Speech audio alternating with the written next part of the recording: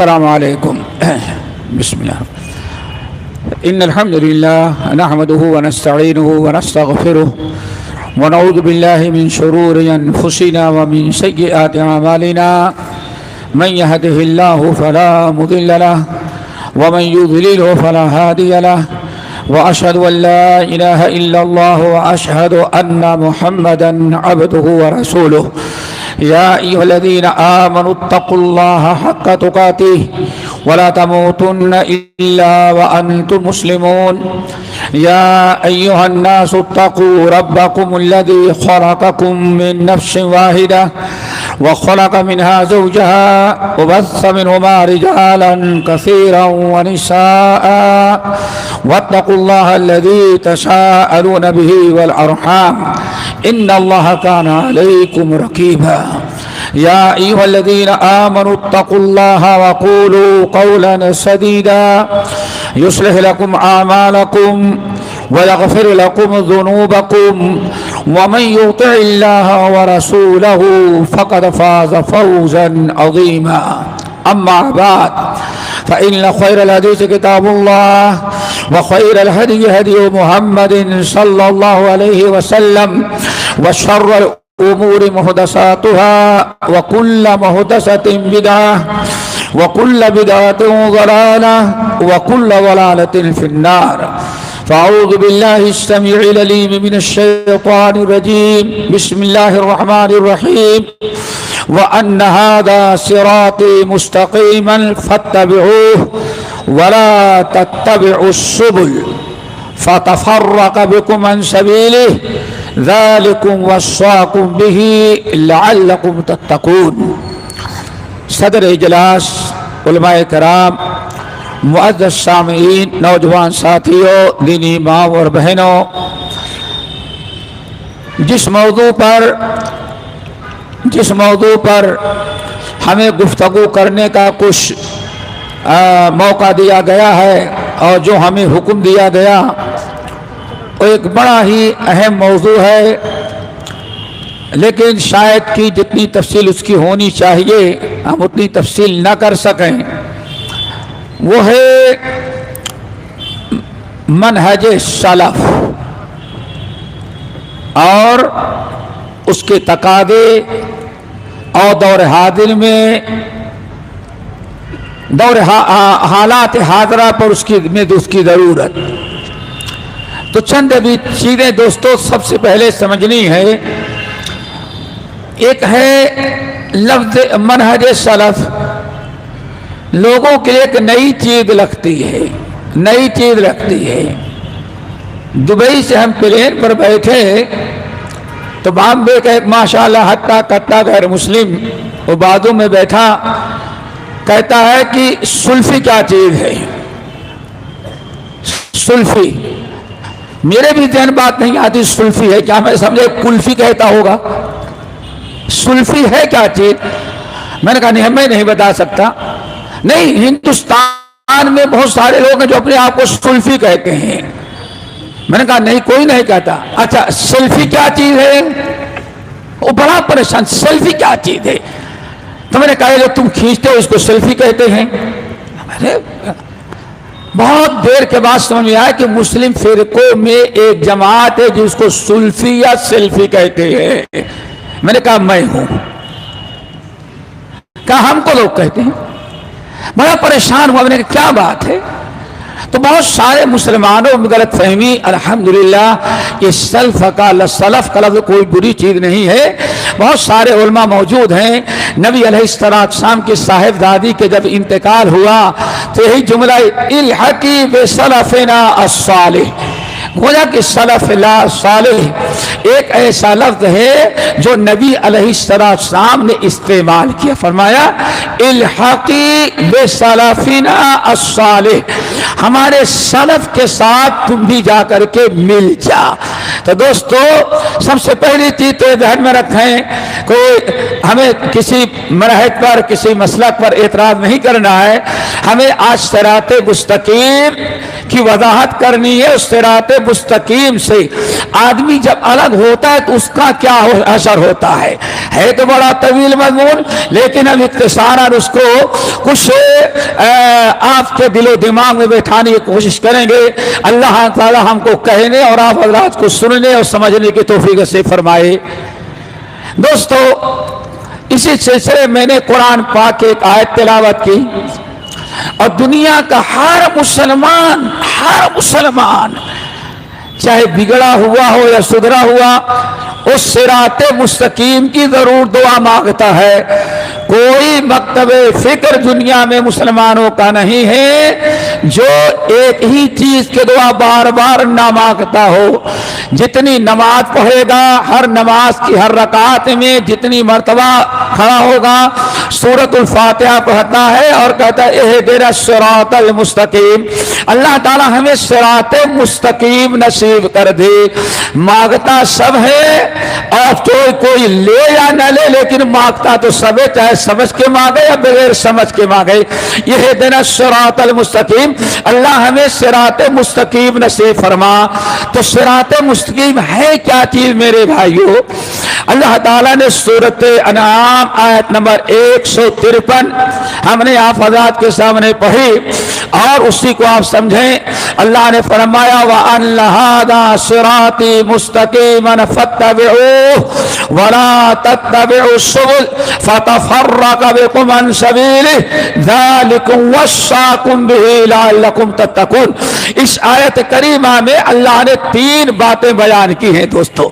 Number 1، ہر کلمہ گو ہر مسلمان کو تاکید کیا ہے کہ صراط مستقیم پر کو قبول کرے اور اسی پر مرتے دم تک ڈٹا رہے۔ کیوں؟ نبی علیہ السلام کے پاس سفیان بن عبداللہ الثقفی رضی اللہ تعالیٰ عنہ آئے، بڑے مشہور صحابی۔ آنے کے بعد کہا یا رسول اللہ کلی قولا، آپ مجھے کوئی ایسا عمل بتائیں کہ اس عمل کو قبول کرنے کے بعد ہمیں زندگی میں کسی اور سے کچھ سوال نہ کرنا پڑے۔ آنے فرمایا قل ربی اللہ ثم استقم، قل ربی اللہ ثم استقم۔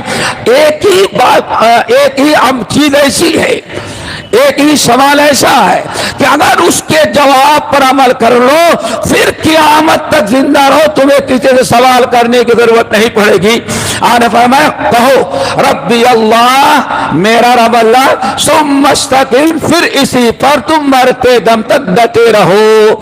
تو دوستو، پہلی بات جس کا اللہ نے حکم دیا تمام مسلمانوں کو، وَأَنَّ هَذَا صِرَاطِي مُسْتَقِيمًا صراط مستقیم فَاتَّبِعُوهُ، اسی صراط مستقیم کی تم اتباع کرو، اس سے ہٹنا نہیں، اس کو چھوڑنا نہیں۔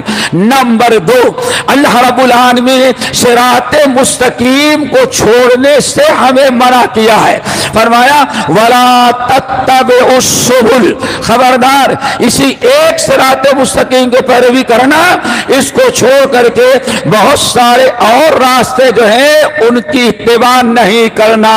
نمبر 3، ذالکم وصاکم بہ، تم سے جتنی قوم، تم سے پہلے جتنی قومیں ہلاک ہوئی ہیں ان کا 2 جرم تھا۔ نمبر 1، انہوں نے صراط مستقیم کو چھوڑا۔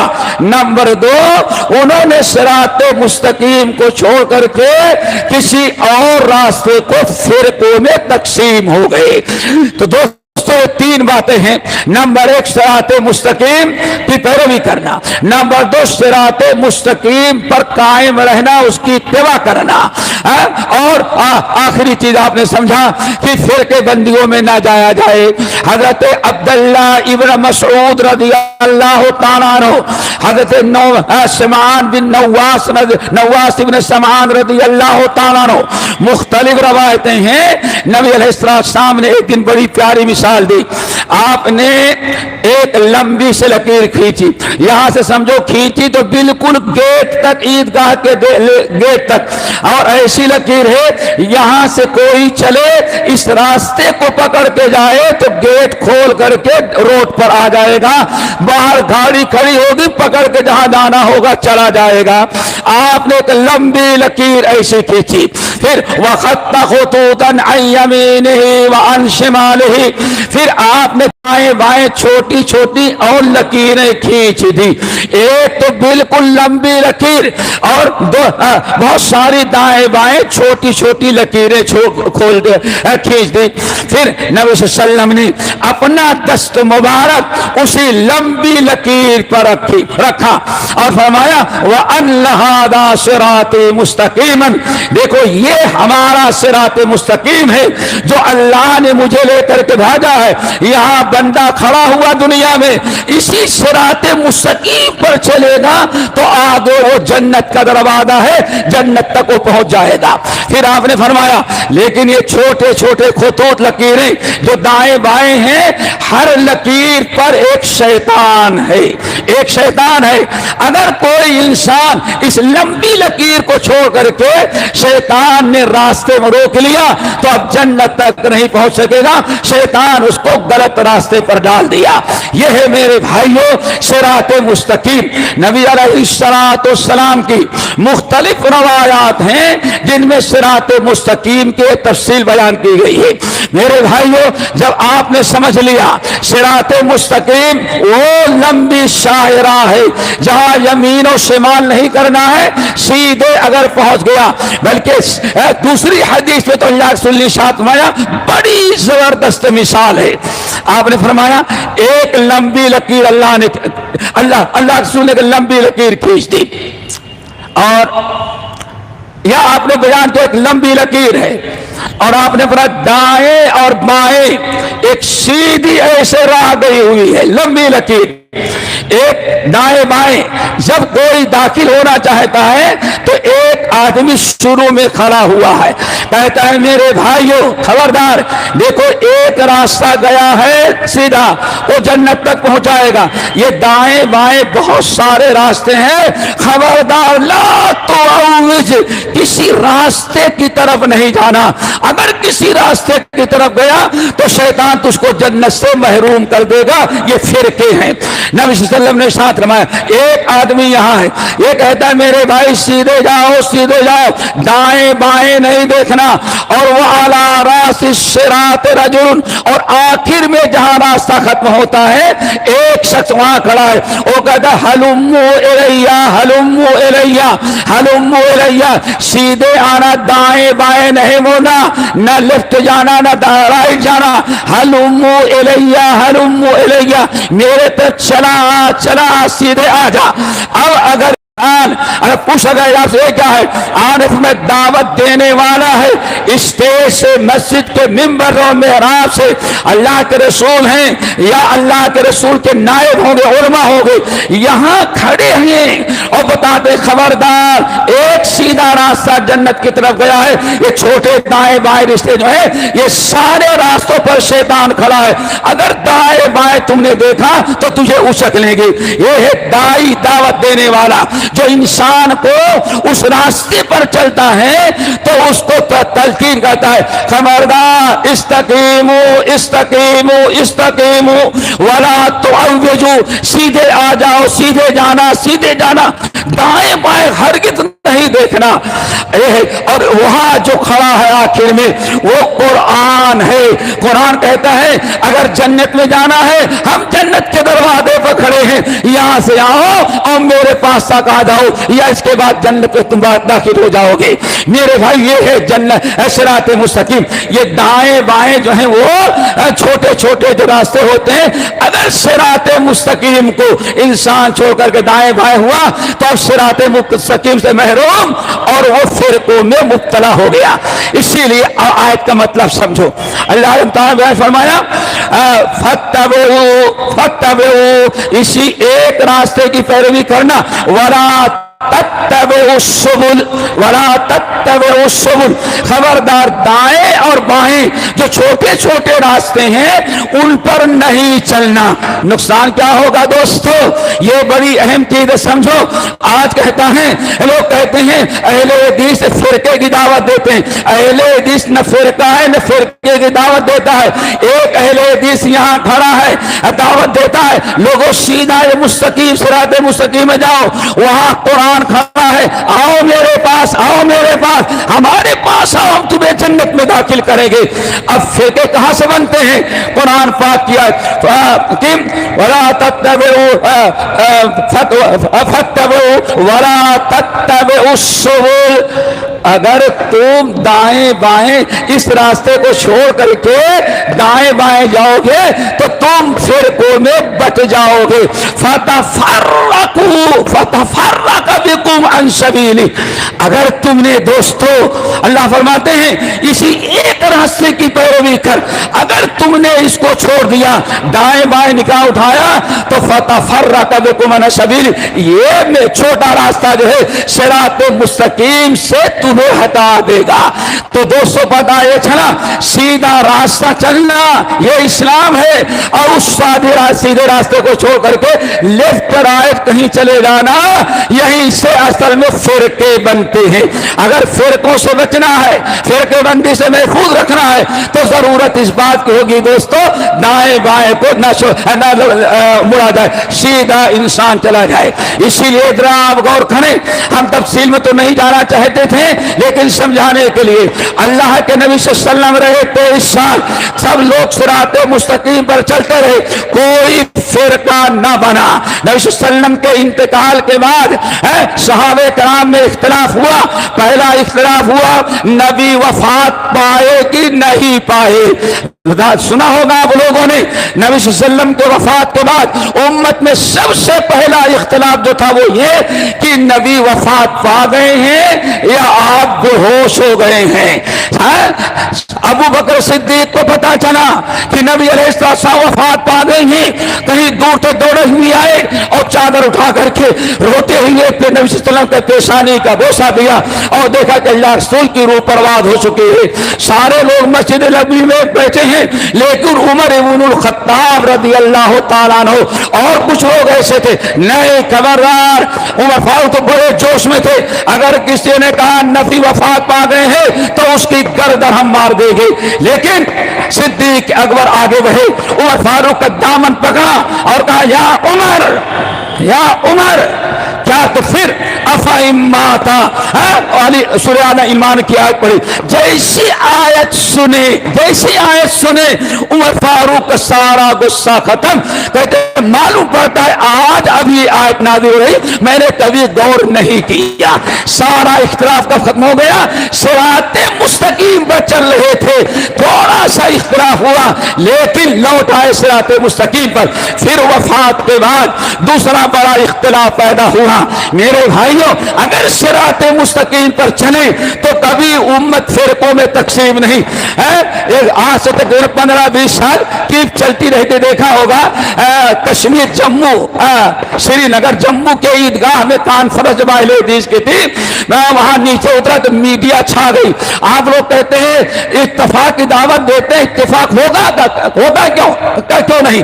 ہر فرقہ مسلمانوں کا کہتا ہے اتفاق ہو اتفاق ہو اتفاق ہو، اتفاق ہوتا ہے۔ میں نے کہا اتفاق کا جو فارمولہ ہے اس کے چھوڑ دینے کے بعد قیامت تک اتفاق نہیں ہوگا۔ اب وہ انٹرویو لینے والا بڑا جوش میں، ارے سارے لوگ اتفاق کی دعوت دے رہے ہیں ایسا اور اتفاق نہیں ہوگا، آپ کیا کہتے ہیں؟ میں نے کہا اطیعوا اللہ و اطیعوا الرسول فاتبعوا، اسی ایک صراط مستقیم کی پیروی کو سب لوگ اسی ایک رسی کو پکڑ لیں گے تو کبھی کوئی فرقہ نہیں ہوگا۔ کیوں؟ سب سمجھتے ہیں رسی ہمیں غری ایک ہی ہے۔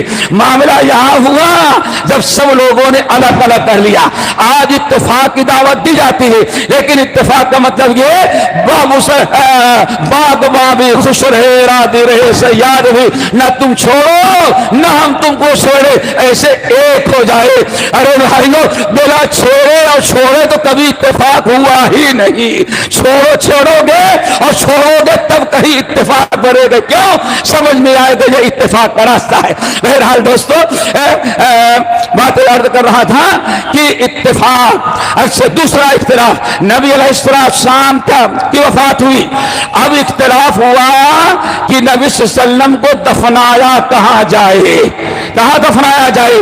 عام قبرستان میں دفنایا جائے یا گھر میں یا مسجد نبوی کے کہیں کونے میں دفنایا جائے؟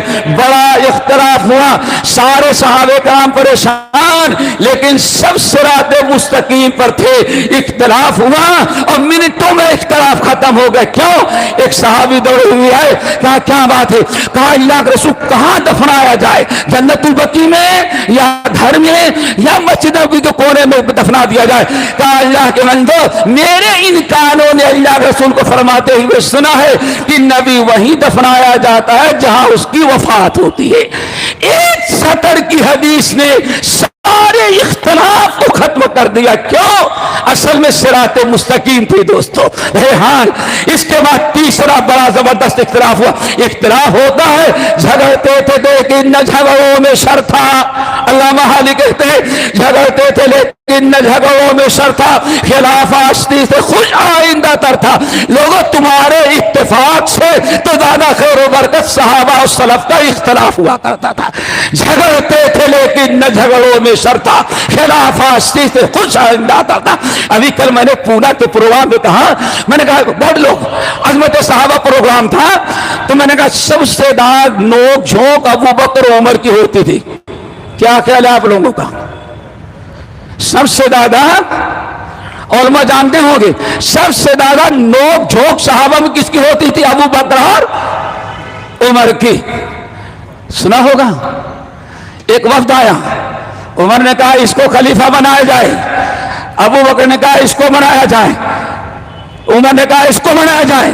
زیادہ وہی تو سیدھے اکبر کہتے یا عمر ما اردت الا خلاف، عمر تمہاری فطرت میں ہے میں جو کہوں گا تم اس کے الٹا ہی کہو گے۔ اللہ اکبر! خبردار عمر، ابو بکر، میرے اوپر الزام نہیں لگا۔ اتنی نوک جھونک دونوں کی، دونوں کی آواز بلند ہو گئی۔ نبی صلی اللہ علیہ وسلم بیچ میں آئے اور قرآن پاک کی آیت نازل ہوئی، یا ایھا الذین آمنوا لا تقدموا بین یدی اللہ ورسولہ واتقوا اللہ ان اللہ سمیع علیم۔ آگے ان الذین یغضون اصواتهم عند رسول اللہ اولئک الذین امتحن اللہ قلوبهم للتقوی۔ تو میرے بھائی بڑی نوک جھونک تھی، لیکن کبھی ان کے اختلاف میں شر نہ ہوا۔ اسی لیے علامہ حالق رحمت اللہ علیہ کہتے جھگڑتے تھے لیکن جھگڑوں میں تھا، خلاف آشتی سے خوش آئندہ تر تھا۔ میرے بھائیو، تیسرا اختلاف بڑا زبردست ہوا۔ وہ کیا؟ کہاں دفنایا جائے؟ کہاں دفنایا جائے؟ نہیں، قبر کون کھودے آپ کی؟ نبی صلی اللہ علیہ وسلم کے زمانے میں دو قسم کی قبر کھودی جاتی تھے، ایک شکی ایک لحدی، یعنی ایک بغلی اور ایک بیچ میں کاٹ دینا۔ بڑا زبردست اختلاف، دو تو حل ہو گئے، تیسرا کیسے حل ہو؟ تو فیصلہ ہوا دو قبر کھودنے والے ہیں، جو پہلے آ جائے گا وہی قبر کھودے گا۔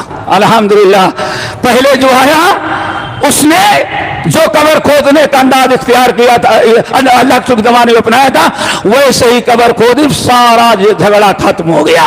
تو دوستو سارا معاملہ ہے صراط مستقیم کا۔ فرقے بنتے کیسے ہیں؟ ان الذین فرقوا دینہم، سورہ روم کی جو آیت ہے یا اور دوسرے کو، ان الذین فرقوا دینہم، جو لوگ صراط مستقیم سے جدا ہوتے ہیں، فرقے بناتے ہیں، اللہ اکبر، اللہ کے رسول اللہ نے فرمایا ان کا ان سے کوئی تعلق آپ کا نہیں ہے۔ ایک تو ہے فرقو، اور ایک بڑی شاندار قرات ہے ان الذین فرقوا کے بجائے ان الذین فارقوا۔ اللہ اکبر، ان الذین فارقوا، جو لوگ صراط مستقیم کو چھوڑ کر کے کوئی اور راستے پر جاتے ہیں۔ تو فرقے دوستوں کب بنتے ہیں؟ جدائی کب ہوتی ہے؟ پھوٹ کب بنتی ہے؟ جب صراط مستقیم کو انسان چھوڑ دے۔ ایک ہی سہارا ہے، اگر اسی پر چلا جائے تو کوئی اختلاف نہ ہوگا۔ اختلاف ہوگا، نظریاتی ہوں گے، فکری ہوں گے، لیکن فرقے بندی نہیں ہوگی۔ مساجد اور مدارس کسی کے الگ نہیں ہوگی۔ اللہ اکبر، ہمیں اچھی طرح سے یاد ہے کیسے میں دلی ایئرپورٹ پر کشمیر جا رہا تھا، میں نے فجر کی اذان دی، فجر کی نماز پڑھ رہا ہوں، ماشاءاللہ 3 صف ہمارے پیچھے تھے۔ کتنی؟ ٹینشن. لیکن جب میں آمین بولا سلام پھیرنے کے بعد ایک مسکین جو میرے بازو میں کھڑا تھا بس باقی سب بیٹھے ہوئے تھے. میں نے کہا کیا ہوا؟ اصل میں ایسے لوگوں کے پیچھے میری نماز نہیں ہوتی. میں نے کہا میرے بھائی آپ پڑھائے ہوتے میں پڑھ لیتا. کوئی بات نہیں ابھی آپ پڑھا پھر میں تو نہیں ہمارا وقت نہیں ہوا ہے. یہ شکلیں نہیں پیدا ہوئی تھی. یہ کب پیدا ہوتی ہیں؟ جب انسان صراط مستقیم کو چھوڑے. ایک قرات یاد رکھنا ان الذین فارقوا دینہم فرقوا ہے. دوسری قرات ہے ان الذین فارقوا دینہم. جن لوگوں نے دین کو چھوڑا تو ایک نئے فرقہ کا اسلام میں وجود ہو گیا. تو دوستو کوئی فرقہ نہ بنے. اگر انسان جو دعا مانگتا ہے رب سے الحمدللہ رب العالمین الرحمن الرحیم مالک یوم الدین آگے ایاک نعبد آگے پھر اہدنا الصراط المستقیم. اللہ صراط مستقیم پر چلانا. اللہ تو دے رہا ہے لیکن ہم لینے کے لیے تیار نہیں. اتنی بڑی بدبختی مانگتا ہے لیکن لیتا نہیں ہے. اور لیتا اگر لیتا تو رب کا وعدہ ہے وَيَهْدِي إِلَيْهِ مَن يُنِيبُ وَيَهْدِي إِلَيْهِ مَن يُنِيبُ. اگر وہ لیتا تو اللہ تعالیٰ اس کو نواز دیتا. اور نوازنے کے لیے مانگتا تو ہے لیکن لینے کے لیے دوستو تیار نہیں. آمین بھی کہہ دیتا ہے اللہ امام صاحب نے جو مانگا اس کو قبول کر لے لیکن خود کو لینے کے لیے تیار نہیں ہوتا. اس لیے دوستو امت میں فرقے بنتے ہیں. بات بڑی طویل ہے. ایک ہم آپ کو چند نشانیاں تھوڑی سی باتیں بتا دیتے ہیں. آخر فرقے کیسے بننے لگے کیسے بنتے ہیں؟ سن 33 ہجری کے اندر ایک شخص آیا. ایک شخص لوگوں نے پوچھا کہاں سے آئے؟ ہم یمن سے آئے ہیں. کیا نام ہے؟ میرا عبداللہ نام ہے. ماشاءاللہ بہت اچھا. اور وہ رہ گئے کہ مسلمانوں میں آیا کانا پھوسی کر کے اب لوگوں کو اسلام کے خلاف بھڑکانا شروع کیا. بھڑکانے لگا زبردست بھڑکایا. عبداللہ ابن عامر گورنر بصرہ جو تھے ان کو پتا چل گیا کہ یہ شخص کچھ شیطانی کر رہا ہے. مسلمانوں میں کو فرقے میں تقسیم کرنا چاہتا ہے. یاد رکھنا دوستو یہ فرقے جو ہیں کسی دشمن کے مشورے سے پیدا ہوتے ہیں. اگر انسان اپنے آپ کو پہچانے دین کو پہچانے اپنے ساتھیوں کو پہچانے تو شاید کبھی فرقے کی نوبت نہ آئے. الحمدللہ. عبداللہ بن عامر دے دے کچھ شیطانی کرا. اس کو بلا کے پوچھا کون ہو؟ کہا بس مسکین یہودی تھا. اللہ نے مسلم ملکوں میں آیا بڑا اسلام اچھا لگا. اذان دیتے ہیں تو دل روح خوش ہو جاتی ہے. نماز پڑھتے ہیں تو جوش آ جاتا ہے. اور کہیں آپ لوگ دین کی باتیں بتاتے ہیں کلیجہ پھٹنے لگتا. ساتھ بات تعریف تھی. تو میں سوچتا ہوں اب مسلمان ہو جانے کے بعد آپ ہی کے ہاں رہے. میرا چھوڑ دیا. لیکن کچھ دنوں کے بعد پتا چلا وہ کچھ نہ کچھ چکر چلا رہا ہے. حضرت عثمان بن عفان کے خلاف حضرت عمر فاروق کے خلاف حضرت ابو بکر کے خلاف.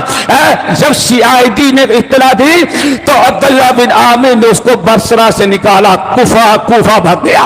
کوفہ جانے کے بعد اس نے اور بہت سارے شیطانی شروع کی. وہاں سے نکالا گیا مصر گیا. مصر میں اس کو میدان صاف ملا. اور کیسے چکر چلایا ذرا بتاؤ لوگوں. عیسیٰ اچھے ہیں کہ مسلم کا مقام اونچا ہے. ہر مسلمان یہی کہے گا سارے نبیوں میں سب سے اونچا مقام کس کا ہے؟ محمد صلی اللہ علیہ وسلم کا. پھر اس نے کہا بڑے تعجب کی بات ہے تم لوگ عقیدہ رکھتے ہو عیسیٰ آئیں گے لیکن اور عقیدہ رکھتے ہو محمد نہیں آئیں گے صلی اللہ علیہ وسلم. ارے اللہ کے بندو عیسیٰ مفضول ہے محمد افضل ہے. عیسیٰ آئیں گے تو مسلم بھی ضرور آئیں گے. ابھی عقلی دلیل یہ فلسفہ تھوڑا سا اس نے لوگوں کو شکوک میں ڈالا. محنت کرتا رہا یہاں تک کہ ایک عرصے کے بعد اس نے وسیع کا ایک چکر چلایا. اور چلایا کیا؟ حضرت اللہ ہر نبی کا ایک وسیع ہوتا ہے اور مسلم کا ایک وسیع تھا کہ میرے جانے کے بعد میرا خلیفہ بنے گا. الحمدللہ بہت اچھی بات تھی. وہ کون ہوگا؟ علی ہوں گے. لیکن ابو بکر، عمر، عثمان تینوں نے مل کر علی پر ظلم کیا، ان کا حق چھین لیا. بہرحال دوستو تاریخ پڑھی ہوگی. آگے چل کر کے ایک فرقہ اس نے قائم کیا. اس فرقے کا بانی عبداللہ ابن سبا. 335 ہجری کے اندر عثمان بن عفان رضی اللہ تعالیٰ عنہ کو اسی میں شہید کیا گیا اور مدینے کے عید سے عید بنا دی گئی. یہ تب ہوا جب انہوں نے اس صراط مستقیم کو چھوڑا. پھر آگے آپ بڑھیں تقریباً ملک عبد الملک بن مروان کے زمانے میں پہلی صدی ہجری کے اندر معبد الجہنی انسان کھڑا ہوا. سب سے پہلے اس نے تقدیر کا انکار کیا. کہا تقدیر کوئی چیز نہیں ہے. آمنت باللہ وملائکتہ وکتبہ ورسلہ والقدر خیرہ وشرہ. ارکان ایمان 6 تھے، ان میں سے ایک رکن کا تقدیر کا انکار کر دیا.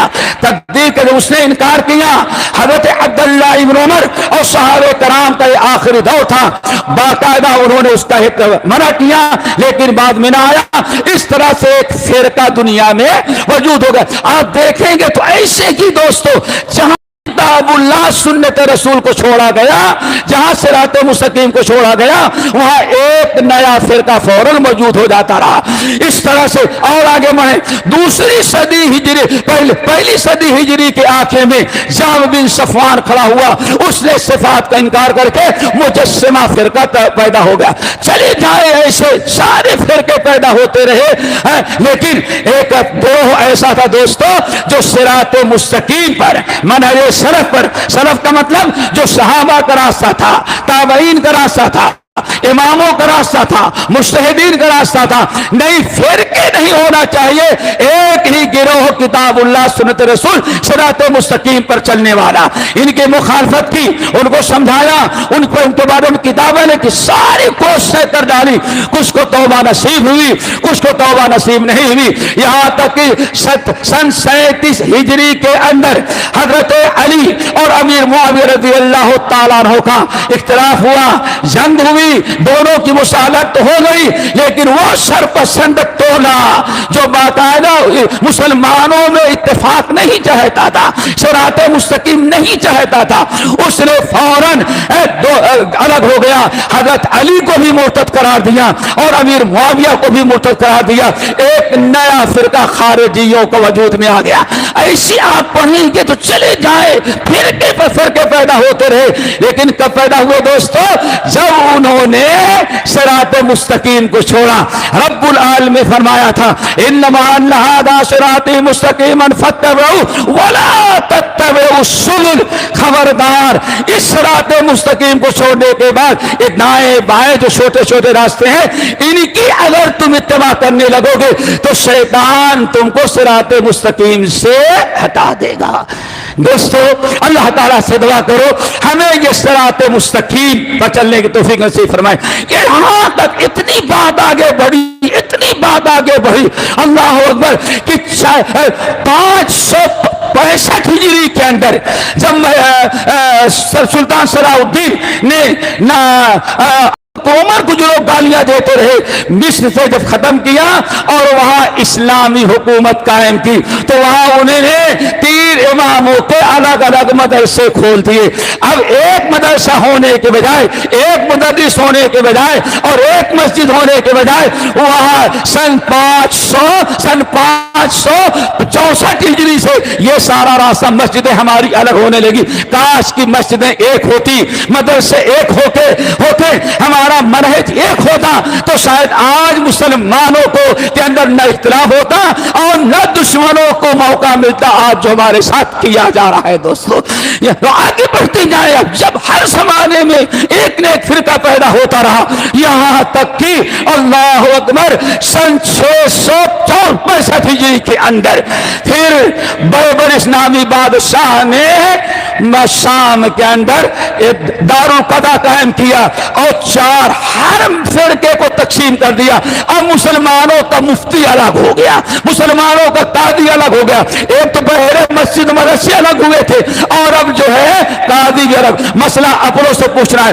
اس نے 4 دارالقضا قائم کیے اور 4 سیٹیں دے کر کے 4 قاضیوں کو بیٹھا دیا. یہی سی میں بات ہوئی سن 800 تقریباً 11 ہجری کے اندر بات بڑھتے بڑھتے یہاں تک آئی بات دوستو کہ خانے کعبہ کے اندر 4 مصلی اور بعض لوگوں نے 5 مصلی قائم ہوئے.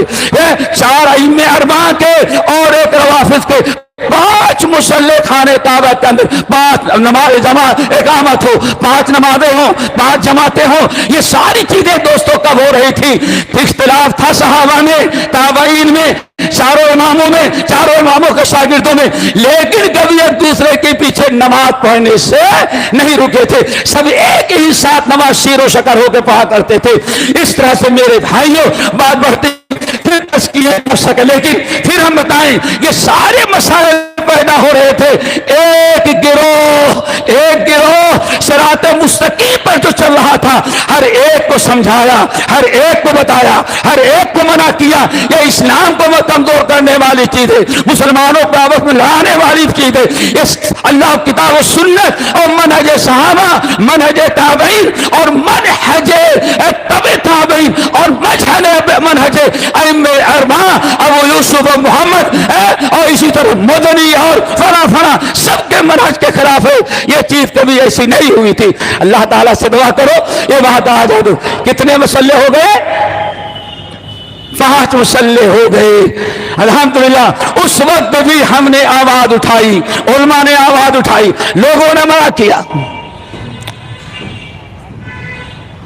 لوگوں نے منع کیا کہ بھائی ایسا نہ کرو, یہ چیز شریعت کے خلاف ہے, یہ غلط ہے. دوستو یہ سب چل رہا تھا. میرے خیال سے ٹائم زیادہ ہوا ہوگا.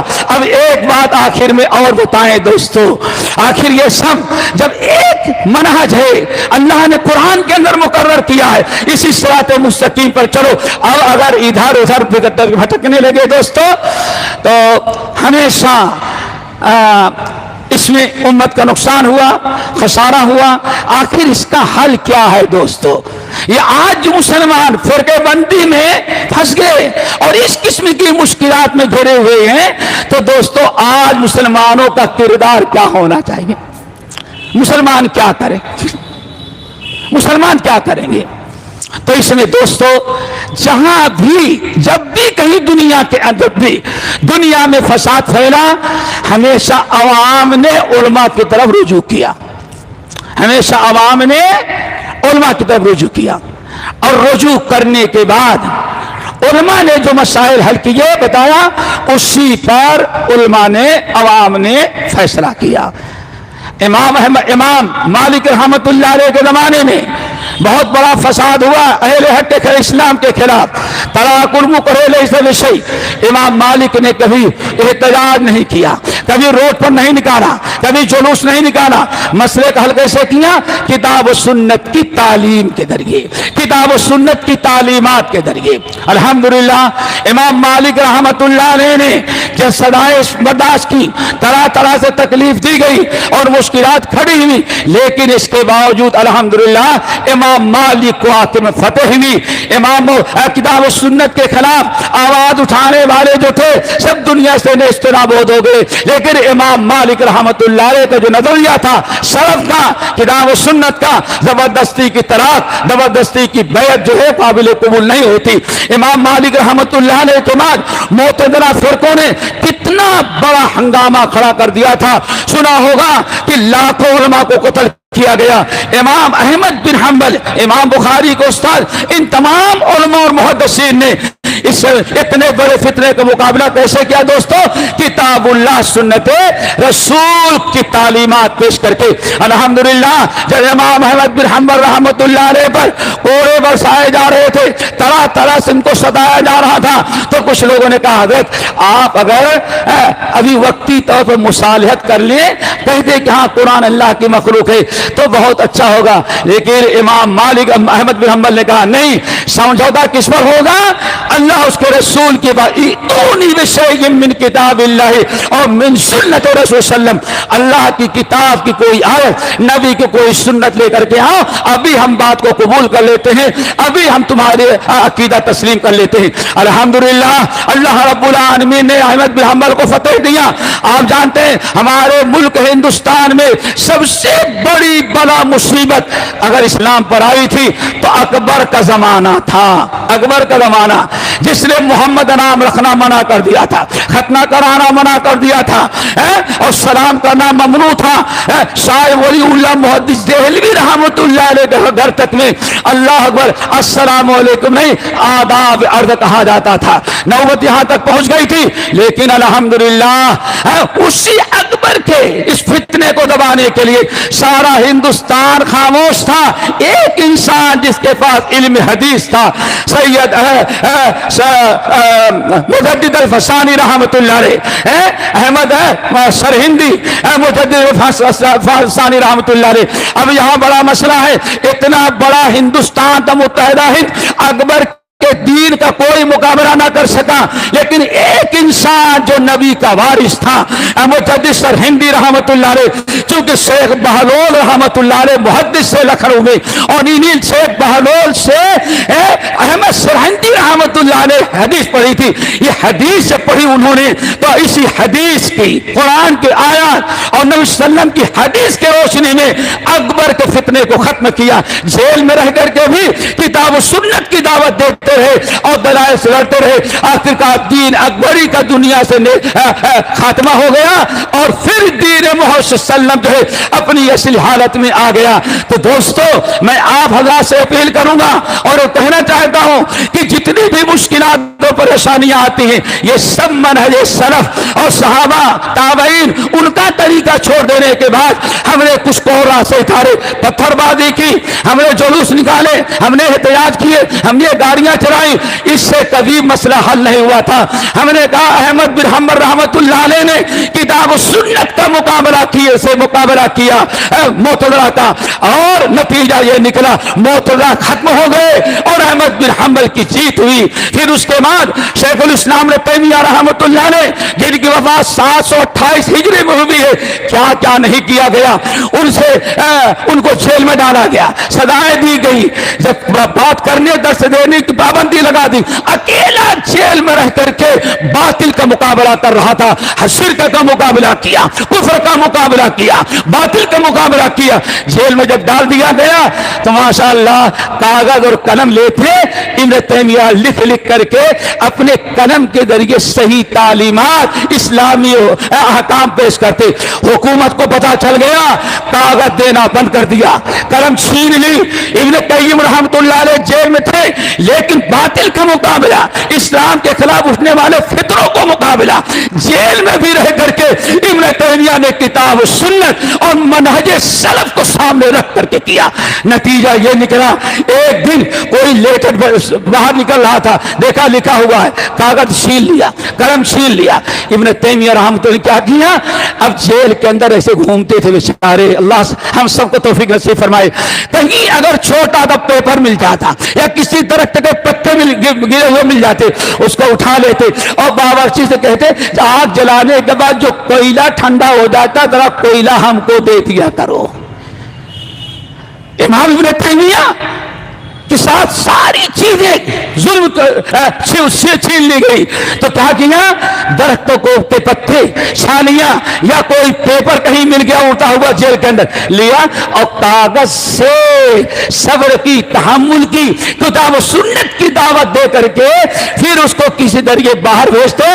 تو امام ذہبی ہیں، ابن رجب ہیں، سارے علماء جو तक वे 17-18 शागिर्द थे, बाकायदा कोयले ऐसे लिखी हुई चीज को आगे बढ़ाते, घर घर में सही इस्लाम पहुंचाया, सही तालीम पहुंचाई।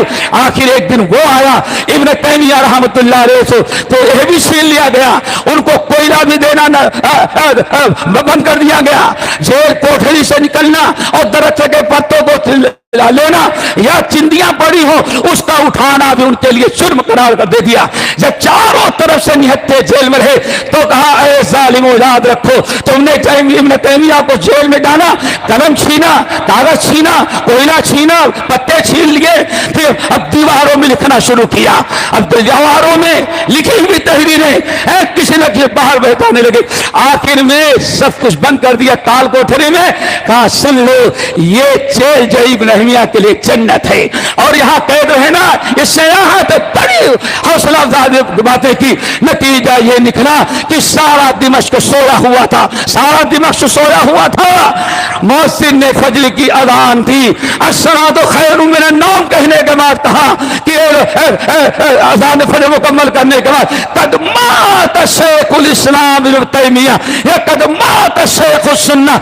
ए दिमश्क वालों, आज दुनिया में सुन्नत का सबसे बड़ा इमाम इब्न तैमिया वफात पा गया। लोगों ने जो अस्सलातु खैरुम मिनन नौम सुनी और इब्न तैमिया की वफात का वाक़या सुना है, अल्लाह अकबर है, वहां रह करके सारी चीजें की। और जब इनका जनाजा उठा, कहते हैं जुहर के वक्त उठा था, जुहर के पहले, और रात के 10 बजे कब्रिस्तान में पहुंचा। लोग छतों पर, दरख्तों पर बैठे हुए देख रहे थे। आज दुनिया में सारे फितनों का मुकाबला करने वाला, जेल में रह करके सही तालीमात के जरिए पूरे उम्मत की इस्लाह करने वाला और बातिल को मुकाबला करने वाला, ये आज अहले सुन्ना इंसान इंतकाल कर गया। जब जनाजा चला तो किसी इंसान ने रोते हुए ऐलान किया, या अहले दमिश्क, ऐ दिमश्क वालों सुन लो, ये कोई इब्न तैमिया का काम है। हाँ कदा तकूनो जनादत अहले सुन्ना, किताब सुन्नत की दावत देने वाला इंसान जब मरता है तो मरने के बाद पता चलता है कितने लोग उसके चाहने वाले होते हैं। मेरे भाइयों, ये सारे फितने जो उठते हैं, ये दावत में मनहज छोड़ा, अमल में छोड़ा, अकीदे में छोड़ा, सियासत में छोड़ा, हमने मुआशरती जिंदगी में छोड़ा। अगर हम सही मानों में अकीदे सलफ और मनहज सलफ, अकीदे में, नमाज में, रोजे में, सियासत में, मुआशरती जिंदगी में, कारोबार में अगर हम किताब सुन्नत रखते होते तो शायद ये नौबत ना आती। अल्लाह ताला से दुआ करो हम सबको मनहज सलफ का अलम बरदार बनाए। मेरे भाइयों, अब और कहाँ जाते हैं इस सरजमीन हिंद पर। हमने कहा मुजद्दिद अल-फनसानी को देखो, और इतना बड़ा इनकलाब पूरे हिंदुस्तान में जो इस्लाह हुई है, शाह इस्माइल शहीद रहमतुल्लाह अलैह और शेखुल कुलमिया नज़ीर हुसैन मुहद्दिस देहली रहमतुल्लाह अलैह की दावतों से। तो दोस्तों, हम आखिर में फिर आबादा से अपील करेंगे, हमेशा फिरके बंदी से बचें। फिरके बंदी बदतरीन चीज है। फिर मैं कहूंगा, फिरके बंदी बनाई नहीं जाती, सिराते मुस्तकीम को छोड़ने से ऑटोमेटिक अपने से फिरका वजूद में आ जाता है। फिरका बनाने वालों की नीयत नहीं होती फिरका बनाने की, लेकिन आखिरकार छोड़ने से बन ही जाती है। तो दोस्तों, एक बड़ी तवील दास्तान है। अल्लाह ताला हम सबको बल्कि तौफीक नसीब फरमाए और मनहज सलफ फिर याद रखें, एक ही सिराते मुस्तकीम है, उसी पर चलना है, उसी पर मरना है, उसी की रोशनी में हमारी सियासत होगी, उसी के साथ उसके रोशनी में हमारे सारे मिल्ली और मुल्की मसाइल हल किए जाएंगे, और उसी की हमें पाबंदी करनी है, उसी की तरफ लोगों को बुलाना है। फिरका बंदी हमेशा नुकसान पहुंचाने वाली चीज थी। हजरत अब्दुल्लाह इब्न अब्बास रज़ियल्लाहु ताला अन्हुमा से पूछा गया, मुस्तकीमा, इसका क्या मतलब है? तो बड़ी प्यारी बात कही, कहा अल्लाह रब्बुल आलमीन ने वार्निंग दी है कि तुमसे पहली उम्मत है इसी सिराते मुस्तकीम को छोड़ा तो बुराइयां करने लगे, शिरक में, कुफ्र में, बिदअत में मुब्तला हो गए, और नतीजा ये निकला आखिर में कि दो कौमों के जुल्म ज़ाती को शिकार हो गए। अल्लाह ताला हम सबको इहदिना सिरातल मुस्तकीम जो कहते हैं, अल्लाह ताला उस पर चलने की भी तौफीक नसीब फरमाए। ये कोई नया फिरका नहीं है, کوئی نئی جماعت نہیں ہے، یہ وہ کتاب و سنت پر چلنے والا ایک گروہ ہے۔ اب لوگ کوئی چھوڑتے گئے اور یہ فرقہ اسی راستے پہ چلا رہا ہے جس راستے پر اللہ کے رسول چھوڑ کے گئے تھے، اب اس سے چھوڑتے گئے، الگ ہوتے گئے، اور نتیجہ یہ نکلا کہ چھوڑے سے لوگ رہ گئے، اکثریت جو کسی اور میں تقسیم ہو گئی۔ اللہ تعالی ہم سب کو عمل کے توفیق نصیب فرمائے۔ اقول قولی ھذا واستغفر اللہ من کل ذنب واتوب الیہ۔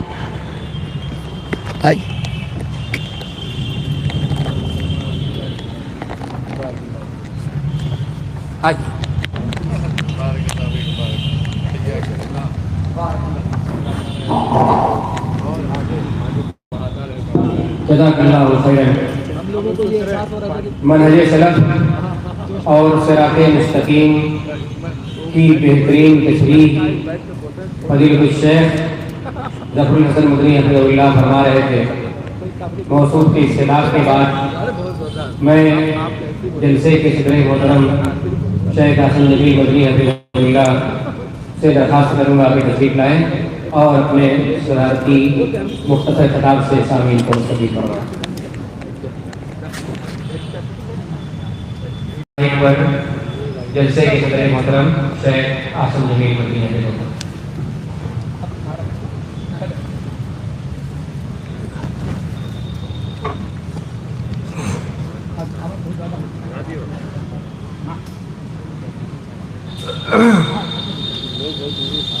إن الحمد لله نحمده ونستعينه ونستغفره ونعوذ بالله من شرور أنفسنا وسيئات أعمالنا من يهده الله فلا مضل له ومن يضلله فلا هادي له وأشهد أن لا إله إلا الله وحده لا شريك له وأشهد أن محمدا عبده ورسوله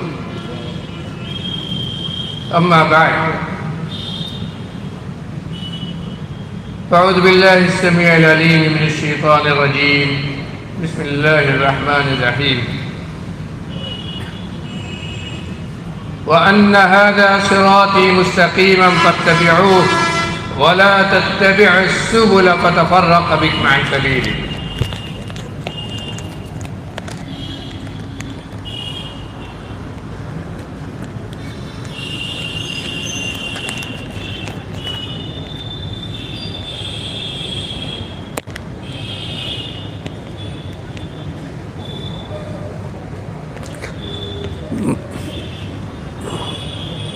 محترم علماء کرام،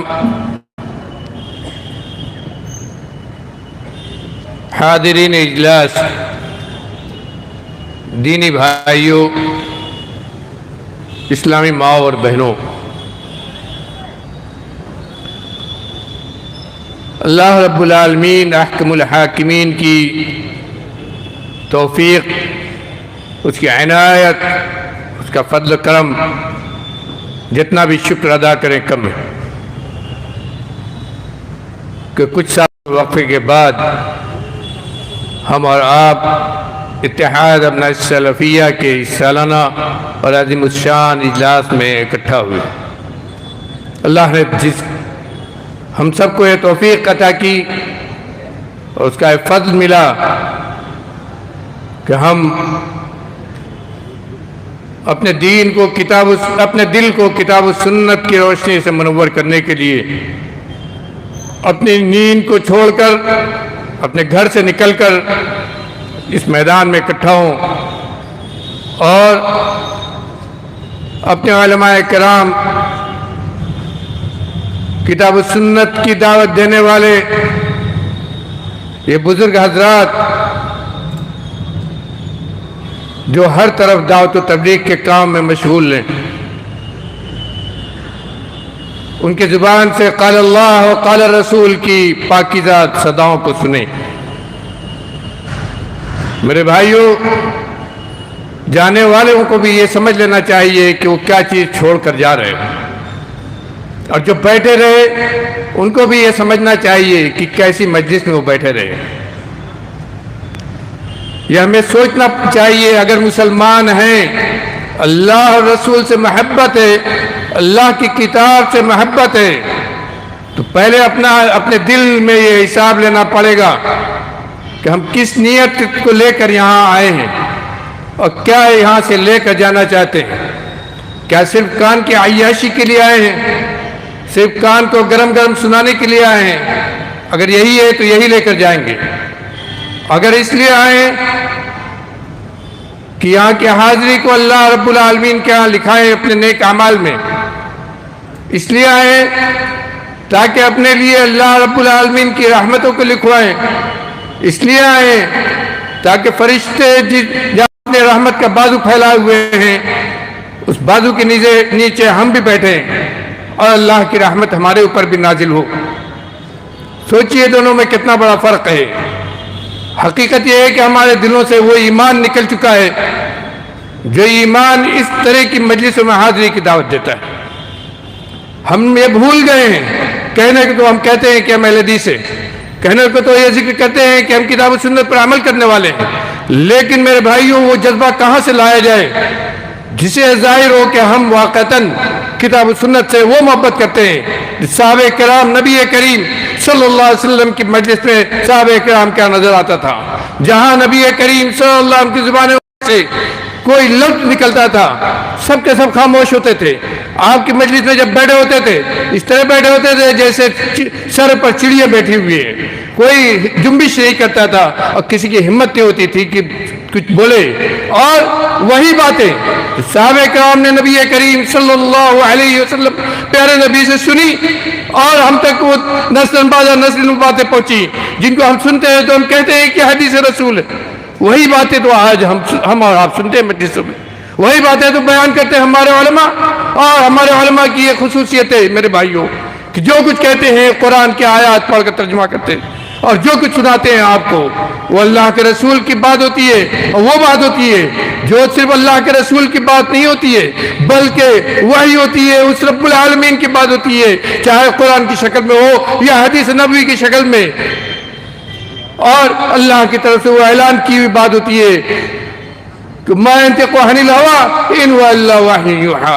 جو کچھ ہوتا ہے وہی اللہ کی بات ہوتی ہے. اللہ کی بات کی بھی اگر ہمارے درمیان ہمارے دلوں میں اتنا وزن نہ ہو کہ اس کو سننے کے لیے ہم بیٹھے رہیں اور کچھ دیر اور اپنا ٹائم دیں اور یہ سوچیں کہ ہم کہاں بیٹھے ہیں اور کیا ہم سن رہے ہیں، کیوں آئے ہیں ہم یہاں، کس چیز کو لینے کے لیے آئے ہیں، صرف رات کو جاگنے کے لیے اور کان کو اپنے معطل کرنے کے لیے یا اللہ کی باتوں کو سننے کے لیے. میرے بھائیوں 2 تقریریں آپ نے سنی.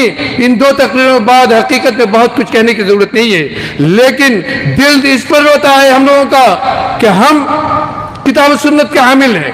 ہماری دعوت وہ دعوت ہے جو سلف صالحین صحابہ کرام تابعین ائمہ دین کی دعوت تھی. وہ دعوت ہے جس میں ائمہ اربعہ جن کی آج تقلید کی جاتی ہے وہ کہا کرتے تھے صح الحدیث فہو مذہبی. سن لو لوگوں یہ مت سوچو کہ ابو حنیفہ نے یہ کہا ہے یا شافعی نے یہ کہا ہے یا مالک نے یہ کہا ہے یا احمد نے یہ کہا ہے. یہ کوئی معنی نہیں رکھتا ہے.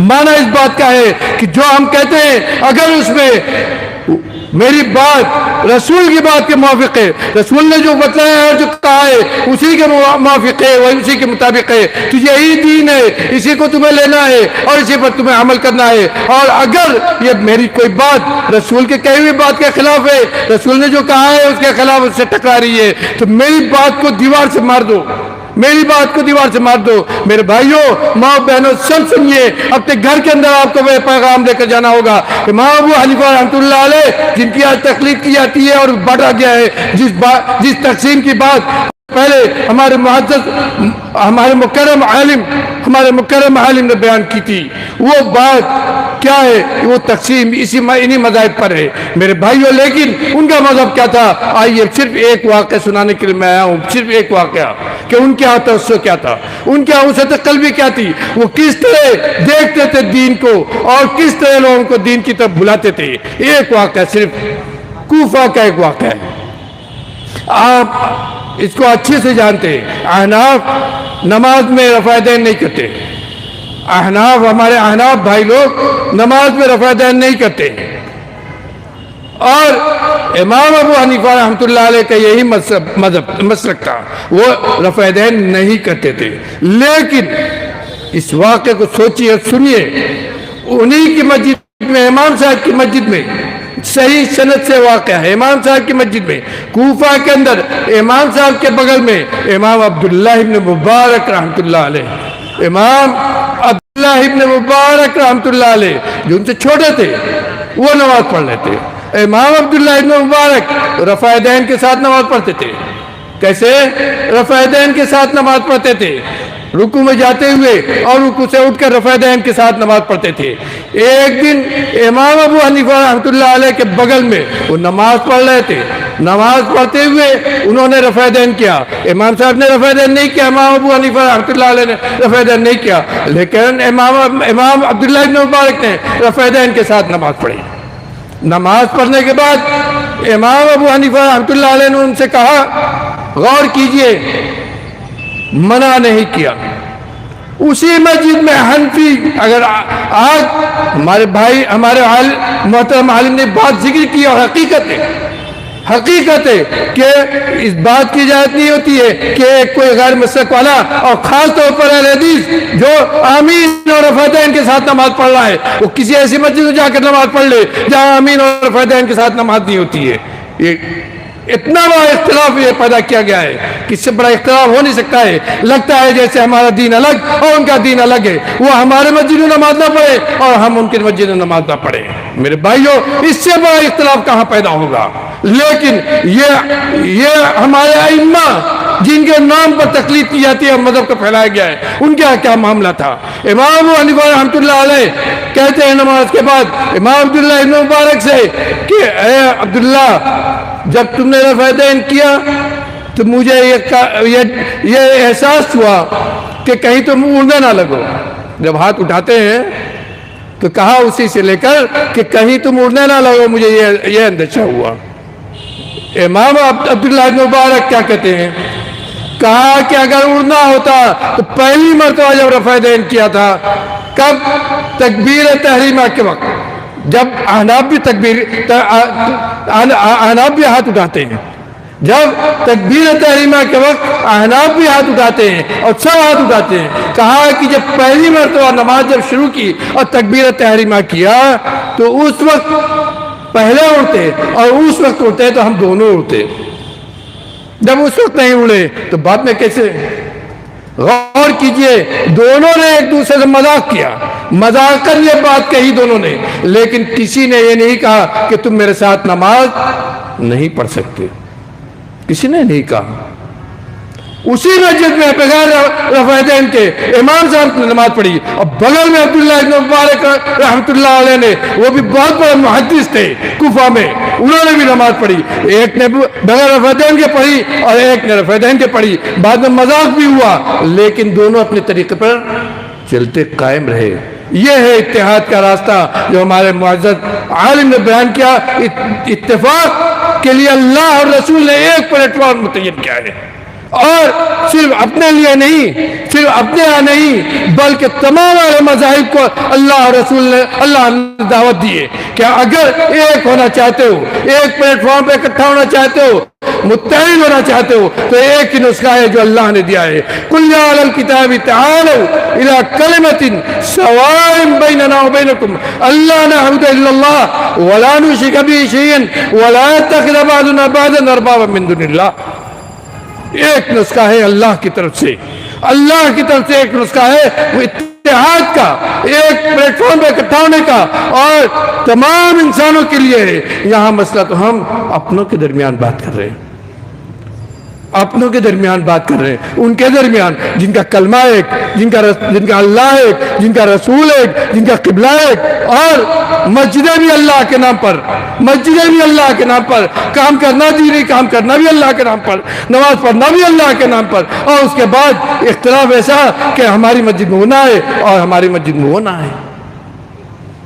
غور کیجئے، اللہ نے ہم کو پوری انسانیت کے لیے متحد ہونے کا ایک نسخہ دیا. کیا؟ اللہ کو ایک مان لو, اسی کی عبادت کرو, کسی اور کی عبادت نہ کرو. رسول کو ایک مان لو کہ رسول نے جو کہا اللہ کو تم سے یہ حرام ہے اس کو حرام مان لو, اور جو کہا یہ حرام ہے اس کو حرام مان لو. اسی شریعت پر سب مل کر عمل کرو جو شریعت رسول کا چھوڑ کر گئے. اور کہا کہ ترکتکم علی المحجۃ البیضاء لیلها کنہاریہ لا یزیغ عنہا الا ہالک. یاد رکھو مسلمانوں, میرے بعد آنے والوں, یہ یاد رکھو کہ میں دنیا سے چلا جاؤں گا, لیکن تمہارے لیے ایک روشن شاہراہ, ایک روشن راستہ, ایک روشن سڑک چھوڑ کر جا رہا ہوں. کون سی سڑک؟ جو ہمارے عالم نے بھی بیان کیا, معزز عالم نے, کہ یہ جو سیدھا ہے اور سیدھا جنت پہ لے جاتا ہے. اسی راستے پر اگر قائم رہو گے تو کیا ہوگا؟ کہا اس سے اگر بھٹکے گا کوئی, لا یزیغ عنہا الا ہالک, جو بھی اس سے بھٹک کر کہیں اور جائے گا کیا ہوگا؟ وہ ہلاک ہو جائے گا, گمراہ نہیں ہوگا. یہ نہیں کہا گمراہ ہو جائے گا, یہ نہیں کہا کہ دین سے بھٹک جائے گا. کیا کہا؟ ہلاک ہو جائے گا, برباد ہو جائے گا. آج دنیا میں ہماری جو بربادی ہے میرے بھائیوں, صرف اس وجہ سے آج ہمارے لیے, ہماری اصلاح کے لیے, ہماری ترقی کے لیے, ہمیں دشمنوں کے نرغے سے بچانے کے لیے مختلف قسم کے نسخے دیے جاتے ہیں, مختلف قسم کی باتیں کہی جاتی ہیں, اور کہا جاتا ہے کہ مسلمان اقتصادی طور پر ایسے مضبوط ہو جائے گا, تعلیم میں آگے بڑھ جائے تو ایسے ہو جائے گا. میرے بھائیو, سب نسخے بیکار ہیں. نسخہ وہ جو اوپر والے نے ہمیں دیا ہے, نسخہ وہ جو اوپر والے نے ہمیں دیا ہے, وہ نسخہ صرف ایک ہے کہ ہم کتاب سنت کی طرف لوٹ آئیں. صرف ایک ہے, یہی پلیٹ فارم ہے, اسی طرح ہمیں لوٹ کر آنا ہوگا, زیادہ کچھ کرنا نہیں. اللہ تعالی ہم سب کو دین حق کو سمجھنے, دین حق پر قائم رہنے, دین حق پر عمل کرنے اور اسی پر ثابت قدم رہنے کی توفیق عطا فرمائے. وما علینا الا البلاغ.